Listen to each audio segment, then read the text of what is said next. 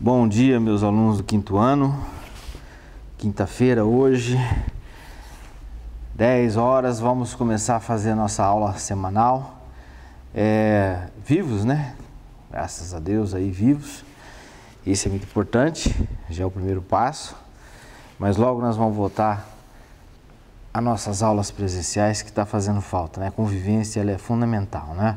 A convivência social, ela faz bem para o ser humano, né? E isso está fazendo falta agora para nós. E a turma de vocês é uma turma muito participativa, muito bacana, então a gente sente mais ainda. É difícil para o professor vir aqui falar desse jeito, na frente da câmera, mas é o que nós temos para hoje, né? E nós vimos na aula passada, começamos a ver o ECA, o Estatuto da Criança e do Adolescente, umas 2 aulas, né? O ECA é muito rico em temas, ele é muito rico em princípios, então exige sim uma análise mais profunda, mais detalhada. Pena que nós não estamos assim pessoalmente, porque esse é um tema que eu gosto muito de nós discutirmos na sala de aula, porque é um assunto sempre atual, né? Mas, como eu disse, é o que nós temos para hoje, então fica um monólogo. Não tem como, mas a gente vai vencendo, né? E eu gostaria de repetir aqui o artigo 4. Já falei na aula passada, né? Mas eu quero só repetir para depois nós irmos dar nos direitos fundamentais. Quando diz o seguinte, que é o artigo 4, é dever da família, da comunidade, da sociedade em geral, do poder público assegurar com absoluta prioridade, olha só, com absoluta aos termos utilizados. O ECA, ele não é omisso em utilizar as expressões contundentes.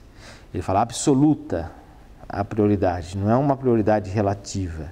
Ele tem uma prioridade absoluta. A efetivação dos direitos referentes à vida, à saúde, à alimentação, à educação, ao esporte, ao lazer, à profissionalização, à cultura, à dignidade, ao respeito, à liberdade e à convivência familiar e comunitária. Então, é dever da família, olha só, ele não fala que é só da família, de quem também que é, da comunidade e de quem mais? Da sociedade e ainda do poder público. Então, o ECA, ele não colocou a família unicamente, não, é só da família. Ele não expôs, é só do poder público. Ele falou que é nossa, quando ele fala comunidade e sociedade. Nós fazemos parte de uma comunidade e nós fazemos parte da sociedade. Então é obrigação nossa atuar de forma decisiva na proteção desses direitos fundamentais da criança. E quais são esses direitos que ele elenca aqui? Não de forma números clausulos, não números fechados. Ele é extensivo, mas é só exemplificativo. Quando ele diz que a vida... Nossa, só sobre esse tema nós podemos voltar novamente a debater sobre as questões do aborto, por exemplo. Do aborto, da vida com dignidade, a vida na questão... Aí vou falar da saúde também, então deixa eu falar na saúde, mas de todos os seus aspectos, né? A vida, a saúde, qual o limite do Estado de gastar com uma criança? Aplica-se a teoria do reserva do possível quando nós falamos em saúde de uma criança? Olha os temas que se envolvem.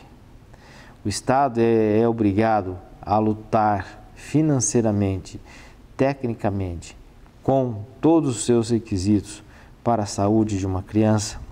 A alimentação escolar, por exemplo, nesse mundo agora com pandemia, as crianças têm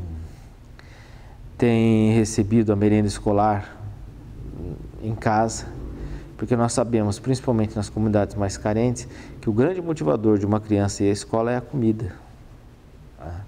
Infelizmente é isso. Então o Estado não tem privado, aqui eu estou falando do Paraná, não tem privado as crianças da alimentação, a educação.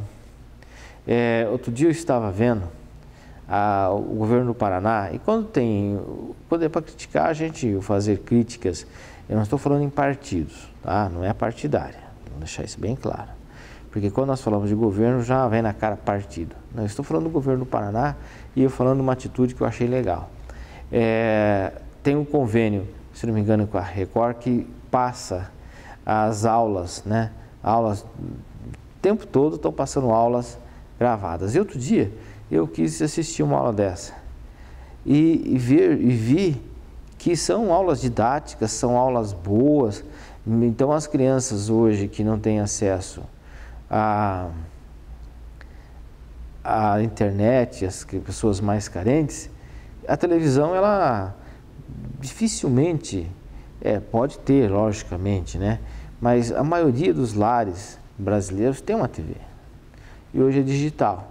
Então lá no 13.2, 13.3, 13.4, tem aulas que se passam o dia inteiro, aulas com relação para as crianças. Não sei se assistem, deveriam assistir, né? E são aulas boas. Então o governo está atuando de maneira alternativas para levar a educação mesmo nessa época, porque nós sabemos que nem todos têm a possibilidade da internet, isso é óbvio, né? Mas com a televisão fica mais fácil, e ainda assim alguns ficarão sem. Mas é um meio, é uma alternativa. Então acho que eu vi isso como uma atitude muito positiva do governo do estado, no sentido de levar a educação para essas crianças nesse tempo de exceção que nós estamos vivendo. Como eu falei, não é questão partidária, é uma questão de uma atitude do governo que eu acho que é importante. Tá? Então nós temos que levar a educação da forma mais ampla possível. E continuamos ali no 4, esporte. Levar o esporte, lógico que, como disse, nesse momento é exceção, mas vai passar, né? É um momento curto, vamos dizer assim, que seja 6, 7 meses é curto comparado com o tempo todo que nós temos pela frente. Então o esporte tem que fazer parte da vida dessa criança e desse adolescente. Ao lazer, difícil levar, mas no lazer não é só shopping, né? Lazer é outras coisas, é o lazer que não necessariamente você tenha gastos financeiros, né? A profissionalização, nem se diga quanto isso é importante, não precisa nem ficar aqui falando da necessidade disso.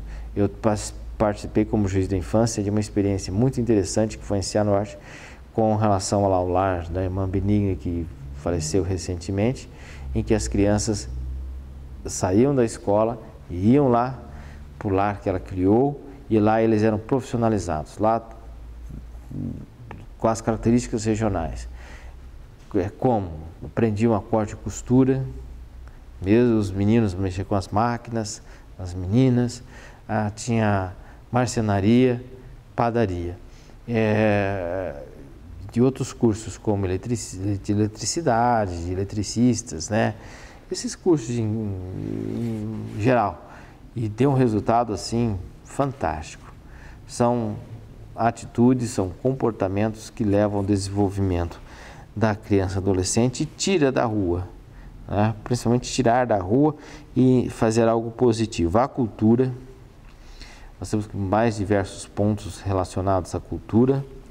A dignidade da criança não pode ser exposta, a criança não pode ser exposta, a criança não pode ser colocada em situação que venha oferecer violência à sua dignidade. E olha só, o respeito, está na lei, respeito. O que é respeito? São conceitos abertos, né?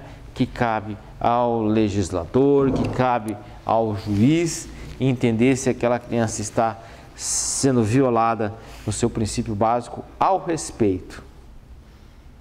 É que eu falo, um debate aqui seria fantástico, né? Então, a participação em espetáculos desse ou diversos pontos violaria ou não o respeito, como falei, às vezes fica repetitivo, chato, mas eu não posso deixar de trazer as experiências que eu vivi como juiz e que vivo como juiz nessa área para dentro de uma sala de aula. Quando um desses casos, eu recebi um pedido de autorização para que a criança, era uma menina de acho que 10 anos, pudesse participar com o pai. O pai era cantor e a filha cantava junto com ele. Só que cantava nesses restaurantes, alguns bailes que iriam um horário mais avançado. E o conselho tutelar não deixava. Aí o pai pediu uma autorização judicial para que a filha pudesse participar com ele desse cantando com o evento. A menina era realmente talentosa, não sei que fim deu até hoje, porque já faz alguns anos, mas violaria o respeito, colocaria em risco a criança, deixar ela cantar com o pai nesse ganha-pão deles que eles tinham de apresentação. E queria ou não à época, a menina traía mais que o pai, porque era realmente um talento de uma criança de 10, 11 anos cantando. Então ela dava um show mesmo e não podia participar por furto do horário. Aí ele entrou com um pedido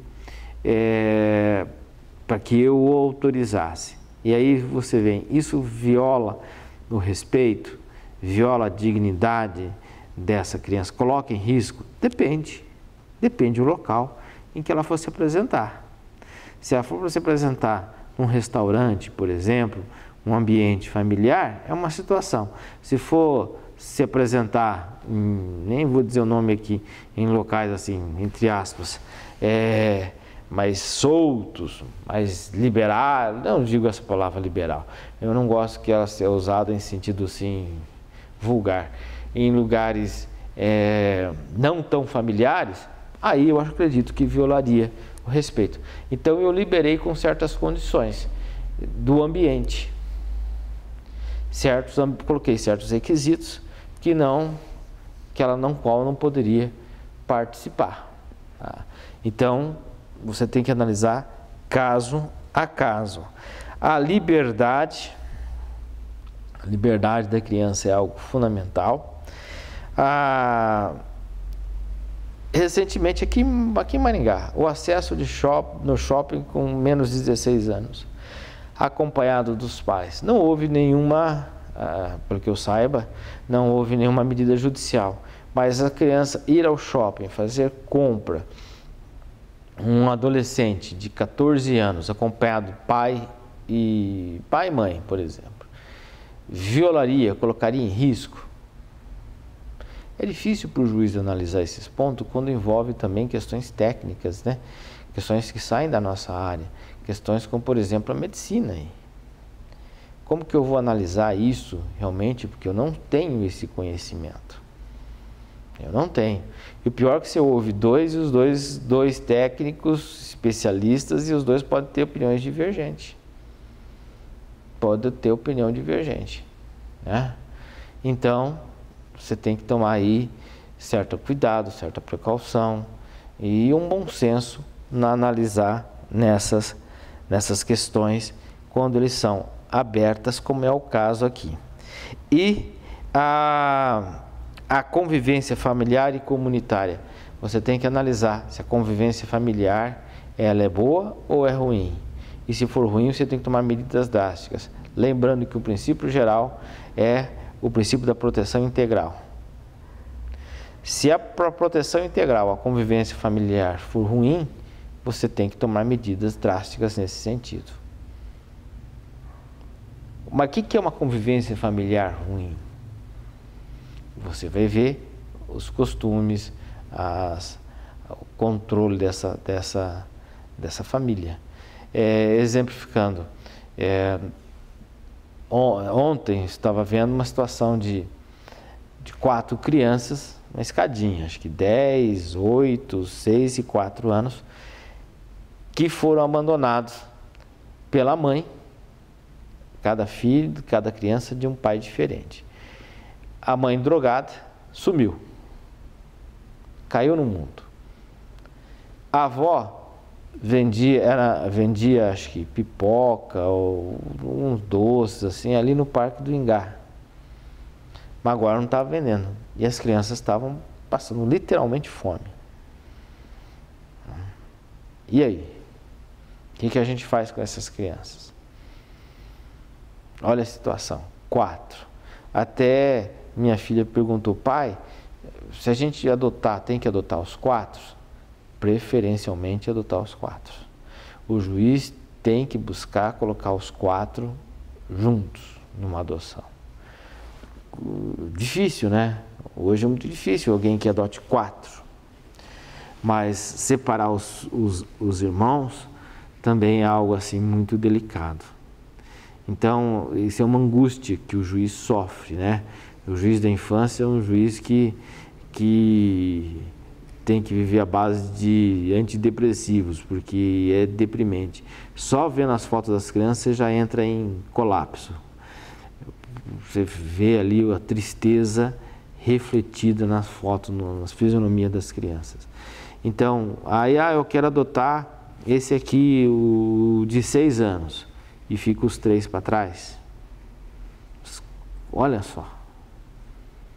Então isso é bom para a criança, para proteção integral.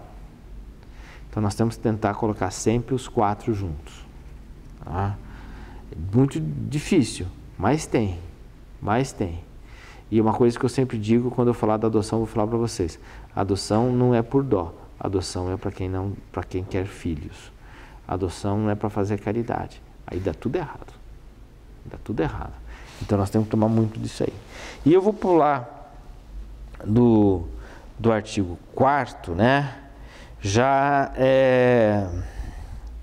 vou para o 5º. Vou pular então o parágrafo único e suas alíneas, que diz o artigo 5º: nenhuma criança ou adolescente será objeto de qualquer forma de negligência, discriminação, exploração, violência, crueldade e opressão, punido na forma da lei qualquer atentado por ação ou omissão aos seus direitos fundamentais. E como existe crueldade contra crianças, né? E contra adolescentes. Crianças queimadas com bituca de cigarro.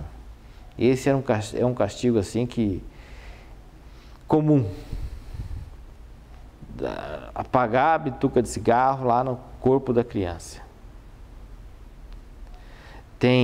Pode parecer algo assim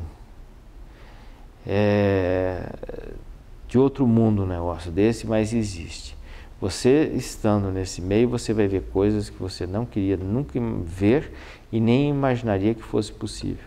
Você vê uma criança de 4, 5 anos sendo, por exemplo, receber como castigo uma bituca de cigarro no corpo, ferro de passar roupa na palma da mão da criança, já vi. E além da violência sexual, né? Igual da violência sexual. Dos mais bizarros tipos de violência sexual. Então, obviamente, deve ser punido de forma violenta no sentido de pena, né? De tempo. Aquele que pratica qualquer violência contra a criança ou adolescente. Essa é uma barbárie da humanidade. Talvez os crimes mais... Talvez não. Tenho certeza, é o crime mais hediondo, é a violência contra uma criança e contra um adolescente. Notadamente contra a criança, né? Bem, aí nós vamos lá para os direitos fundamentais do artigo 7º da criança e do adolescente.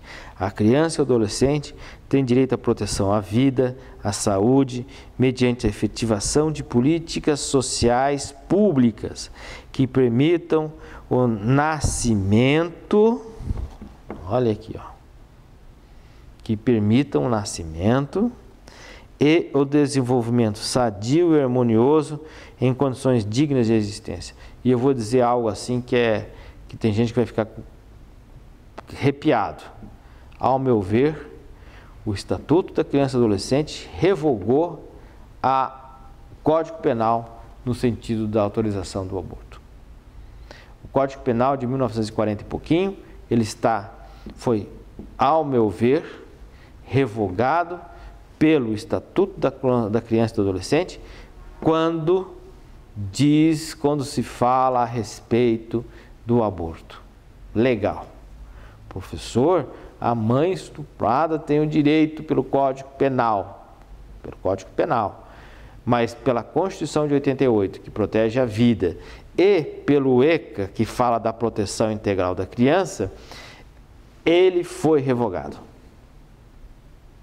Essa interpretação, uma interpretação pessoal, é uma interpretação minha, mas eu, como aplicador da lei, entendo que pelas regras de direito, e observe que em nenhum momento eu estou falando em questão religiosa, eu não trago religião para cá, eu falo direito, então eu não jogo com suposições. Ah, mas a mãe tem o direito aonde? Me explica. Vamos falar não em cima de, mas psicologicamente, eu não estou falando em psicologia, eu estou falando em direito. Psicologia, se quer fazer, vai fazer um curso de psicologia. Aqui nós não estamos falando de psicologia, nós estamos falando de direito. O direito diz o quê? Que a criança tem a proteção integral, ponto. Proteção, a Constituição fala o direito à vida. Beleza. E a Constituição não fala quando inicia a vida, porque é a medicina que fala. E aqui diz, tem que ter garantias para o seu nascimento. Não põe exceções. É um direito fundamental ao nascimento. Tá? Então eu estou deixando bem claro, não estou falando uma opinião sobre questões religiosas. É difícil a gente tirar a neutralidade de uma pessoa que julga, mas eu não estou entrando nesse caminho, não estou entrando na minha convicção, olha, pela minha religião eu não permito o aborto. Eu estou pouco ligando com a religião aqui. A religião é um dos grandes males da humanidade. Mas estou falando do ponto de vista jurídico. Se do ponto de vista jurídico você me apresentar convicções diferentes que altere esse entendimento que eu estou dando, eu aceitarei. Mas você tem que me provar do ponto de vista jurídico e não com argumentos extrajurídicos, como diz Dworkin, argumentos de política. Quando ele fala argumentos de política, não é política partidária, ele fala argumentos políticos que são argumentos extrajurídicos. Então, se você me apresentar argumentos jurídicos de que essa interpretação não é a correta, que essa interpretação que eu estou dando para vocês não é a correta, ótimo. Mas, de acordo com o princípio da proteção integral da criança, de acordo com a Constituição Federal que protege de forma incondicional a vida, e a Constituição não fala quando começa a vida, de acordo com o ECA, que diz que tem direito garantido fundamental ao nascimento, se você me apresentar argumentos jurídicos, eu mudo. Só que até hoje eu não vi argumentos jurídicos que alterem essa convicção. Então me apresente argumentos jurídicos que eu estou aqui pronto para ouvi-los, né? E por quê? Porque a gente não tem verdades absolutas na vida. As verdades são relativas. Até onde de repente eu entendia dessa forma e hoje alguém me mostrou que eu estou errado. Isso faz parte da evolução do ser humano. Aceitar a mudança de argumento. A coisa mais linda que tem no ser humano é poder mudar de opinião. Tá? Então, recapitulando o artigo 7º. A criança e o adolescente têm direito à proteção à vida, à saúde, mediante efetivação de políticas públicas, sociais, mediante efetivação de políticas sociais públicas que permitam o nascimento e o desenvolvimento sadio e harmonioso em condições dignas de existência. Olha a extensão desse princípio, dessas normas principiológicas. O que é uma condição digna de existência? Digna de existência pode, inclusive, significar a retirada dos pais. Nós temos um programa muito bonito aqui em Maringá, que é permitir, e vem mulheres do Brasil inteiro, que saem dos seus estados, vêm para Maringá, têm os filhos, tem os filhos e já colocam imediatamente em adoção. Pode acontecer, e temos muitos, conversava com o Dr. Cândido, que é o responsável por esta casa, tem mulheres que vêm de Minas, da região norte, nordeste, porque às vezes ainda temos aquela situação em que a gravidez seria um sinônimo de, sem ser casada, um sinônimo de desonra, e ela não quer passar por isso lá, ela vem no seu período de gestação, fica aqui, dá à luz, e muitas falam que nem querem ver a criança, mas essa criança vai fazer a luz em outro lar que precisa.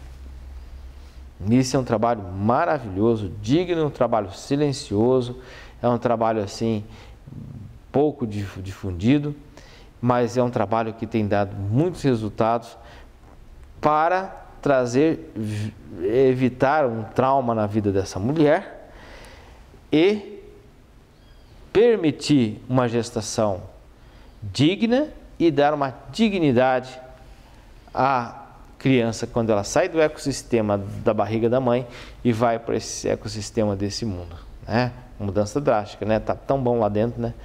Então, esse programa aqui desenvolvido em Maringá tem sido assim fantástico. E ele me dizia que as mulheres relatam que às vezes falam para a família que vem aqui para estudar, que vem aqui para um trabalho, passam a gravidez inteira aqui nessa casa, acompanhamento médico, alimentar, né?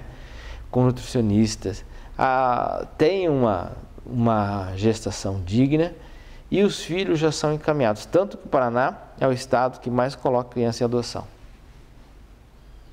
no Brasil, em virtude muito desse trabalho desenvolvido aqui em Maringá, e é um trabalho que deu certo, já deu certo, e é um trabalho que deve ser desenvolvido em outras cidades, né?